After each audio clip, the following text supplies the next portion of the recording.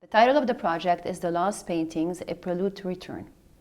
This project began by a serendipitous encounter by Heidi Motola about 5 years ago, as she was doing research about her grandfather's life and history in Haifa before 1948.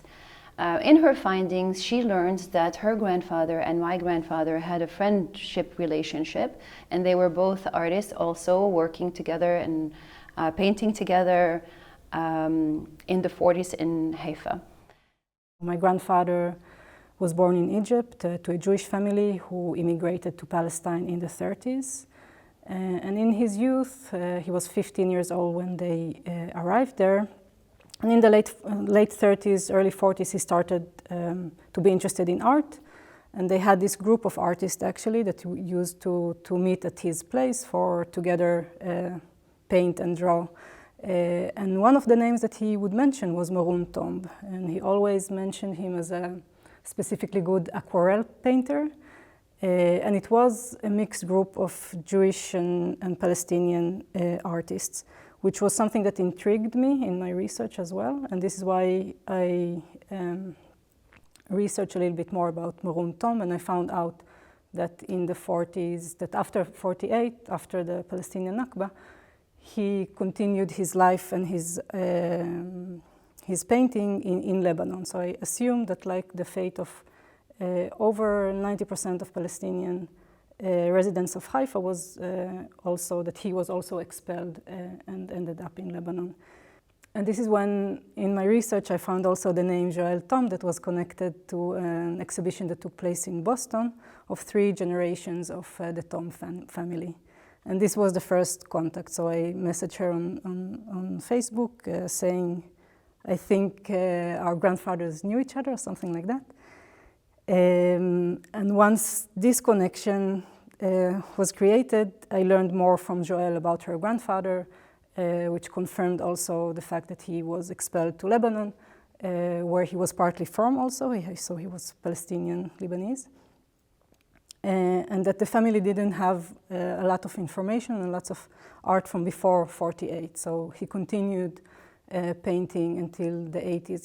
He passed away quite young, and he was a very prolific artist who had lots of big body of work, but very little from before 48. As part of my work and research, I thought that I have already gone over all the materials that he had kept, and he had kept everything. Not very organized, but he had piles of paintings, drawings, documents, letters, and everything. So when I was cleaning the apartment together with my father, I was very surprised to find in the attic a place that I didn't know. And in there, I found this material. So the first finding was when I was going over lots of his, it was piles of drawings and paintings and everything put together. I went over this, and then suddenly somehow it drew my eyes that I saw something that I recognized was not his drawing. And when I looked closer, I saw M. Tomb. And this was a very special moment because I realized that what I have is something very, very special. And with this one small drawing that you see here that was signed, there was 3 other etchings that were not signed. But since they were all together, I assumed, and they looked similar, I assumed that maybe they're all also yours. And a few days later, I did another discovery, which was the letter that you also see here on the big wall, where Morun writes my grandfather, who at the time was in Paris, about this opening of an exhibition that took place in 1947.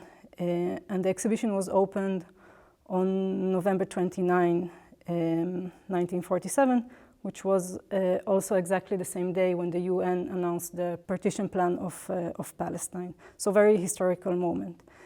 And in the letter, Morun indeed tells about the events that are happening in the city, saying that how unlucky he was with this exhibition that he was working on for so long, and this happens at the very same time. And he says, but luckily, at least for the opening, all the artist friends still could come.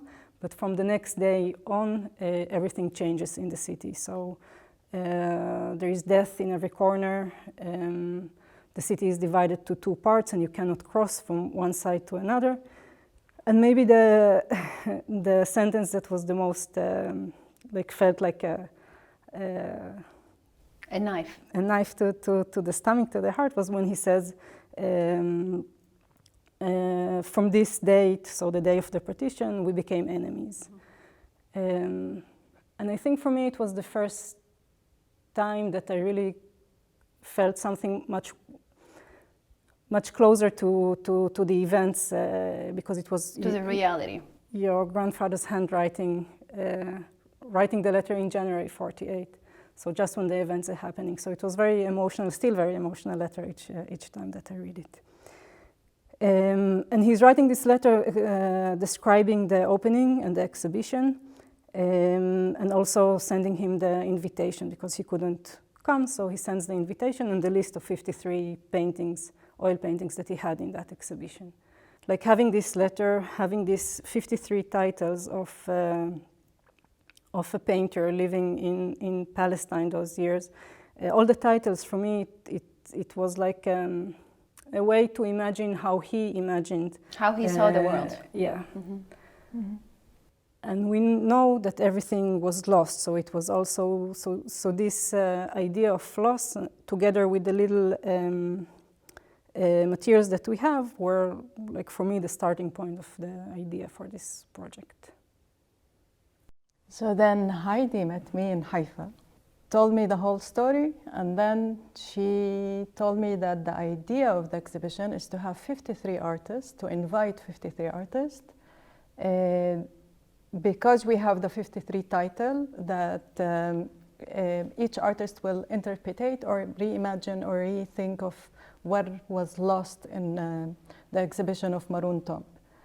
So we started thinking of doing it in Haifa, but then we understood that if we want artists from all over, Palestinian artists from all over the world to participate in this exhibition, which it means that we want to invite also Palestinian artists from Lebanon, Jordan, and different places in the world, it will be normalizing the situation in Haifa. So we immediately decided that it's an international exhibition. So we asked from them to choose a title from the 53 titles, what they feel close to, that they can interpret it and also feel related to the story. So we have some of the artists that they had already artworks that they talk with the same, resonates with the story of Maroon Tomb itself. Haifa in 1948, Nakba, and also the memories and the longing to Palestine. We have artists that they are sharing the story of their grandparents, which is also, we see similarity with the same subjects that Maroon was dealing with. And we had a lot of symbolism in the exhibition. There's connectivity in all the artworks, which is related to the place and to the land. So we have a lot of trees, and we have the cactus plant, olive tree, the animals. We have donkeys. The themes that I felt were recurrent. One big one was this idea of the return home. So we found a common thread, which also explained the subtitle, which is the prelude to return. And as we continue to talk to the artists, a lot of them, this is the idea of reconnecting to the land, to home, to their family histories and their memories. There was always this reconnection back. And I think the generation also that you mentioned, it's very important, specifically in the context of talking about the Nakba and the memory and the intergenerational connection. So we have some artists who participating who are older generation and experienced themselves the Nakba, or were very close to and then second and third generation where the family stories of the experience of the Nakba comes from the first experience, second, third, and I think this is also one thing that was very important in this context. And I think it's important also to mention that we started to work, like, as you said, 3 years ago, like more intensively, let's say, and so it was before October 2023, and at the very beginning of the idea of talking about loss in the colonial context. So context of colonial violence and the different ways of erasure that are happening in colonial violence. Back then, the thought was to talk about this from the perspective of art and the loss of cultural heritage and art and the erasure, the deliberate erasure of that by the Israeli Zionist project. Then when October 2023 happened and the genocide that followed, the whole urgency of things, I would say, changed. And this is another subject that comes very strongly also in this exhibition. Of course, the artists were working while all this was happening, and there were moments where we were thinking and asking ourselves, is this a moment to continue, and what are we doing actually? Like, if we are talking about 53 lost paintings, that was from the beginning only a symbol, of course, only like one exhibition, one artist, 53 lost paintings is a symbol of much wider loss, of course. But when we were facing the loss and the destruction in a genocidal level, it's something completely different. Suddenly to be faced with that, and of course all the artists were experiencing also that, and this shifted or changed a little bit, I feel, also the work that you will see here. And we're not talking only about 48, but the ongoing Nakba and the extreme of it that we are witnessing now in the past 2 years, especially in Gaza, but also the ethnic cleansing across Palestine. So this is also something that of course is part of the, and in a way also the importance at least that I found in continuing this project of connecting the 48 Nakba to this moment, and how it continues, and how the erasure happens in different ways, and how the deliberate destruction and erasure of Palestinian culture from the public is something that I think is what enables also the mass destruction that we see in Gaza. And we had several artists that it was very important for them to talk about the actual what happened, or the actual what's happening, and how the erasure is happening, and how we are being silenced. Palestinians inside of Israel, in the West Bank and in Gaza, we are being erased and silenced culturally. So to continue for that, I think that from the beginning, let's say the thoughts, at least that I felt that we are dealing with also, is like, how do you deal with this kind of erasure in the tools that we have in the visual artwork, let's say. So I think that in a way this is our modest attempt to kind of resist this erasure with the means that we have, and each and every artist who are participating and bringing their stories to here is part of, the way I see it, part of this attempt to resist this erasure, which of course, when you are facing against the horrors that are happening, especially in Gaza right now, it's very small, but still, if this is our field where we are acting and working, then the question for me at least is how can we resist with our tools these things? And I feel that each artist, each work here that brings their stories is part of this resistance to that.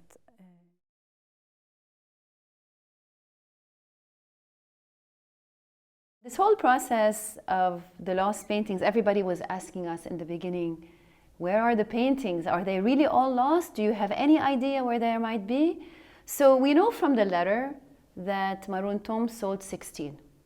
We also know that he didn't bring any of the other ones back to Lebanon. We don't think that he brought any. And if he did, we don't have any. In the family archives, we don't have any of his artworks from Palestine. So when we started the project, we said, oh, imagine if we can find some of this artwork. So it was one of the goals, sort of like an ambitious, dreamy goal, that maybe along the way we will find some of his artwork. And sure enough, this past month, through, again, a serendipitous connection with one of the artists in the project, we learned that there's this artwork in Lebanon, and when we followed it and found it and discovered one artwork dated in 1946, the artwork depicts 2 broken vases. So of course we cannot know for sure that this is part of the exhibit that was part of the original exhibit.